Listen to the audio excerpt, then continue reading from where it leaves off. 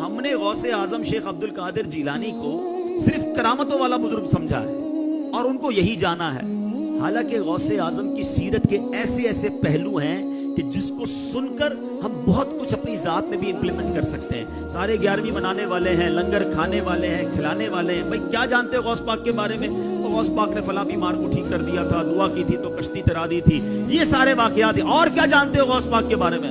आपने तो बचपन से गौस पाक की करामतें ही सुनी है। मैं गौसे आजम की सीरत, आपकी लाइफ कैसी थी, इससे मैं और आप क्या सीख सकते हैं, वो मैं चंद बातें कर देता हूँ। गौसे आजम रज़ी अल्लाह तआला अपने ज़माने के सबसे बड़े आलिम थे, अपने ज़माने के सबसे बड़े मुफ्ती थे। शायद हम में से बहुत सौ को नहीं पता। आप मदरसे में जाते भी थे और बाद में मदरसा पढ़ाते भी थे।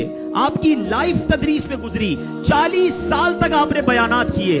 आपने जब बयान नहीं करते थे ना, तो नबी पाक अलैहिस्सलाम का बेदारी में दीदार किया। आका ने फरमाया मेरे बेटे बयान क्यों नहीं करते? कहा हुजूर मैं अजमी हूँ, बगदाद में सारे अरबी हैं, मैं इनके सामने कैसे बयान करूं? अल्लाह के हबीब ने फरमाया अपना मुंह खोलो। कहते मैंने मुंह खोला, मेरे आका ने अपना लुआबे दहन 7 बार मेरे मुंह में डाल दिया। आए हाय, थोड़ी देर बाद शाम हुई तो मौला अली का दीदार हुआ। कहा मुंह खोलो। मैंने मुंह खोला, 6 बार मौला अली ने मेरे मुंह में लुआबे दहन डाला। गौस पाक कहते हैं वो दिन है। उसके बाद बयान शुरू किया। शुरू में तो 2-4 लोग बैठते थे, आहिस्ता आहिस्ता लोग बढ़ते गए, यहाँ तक कि 70,000 लोगों का मजमा हो जाता था। 400 उलमा सिर्फ गौस पाक के फरामीन लिखते थे।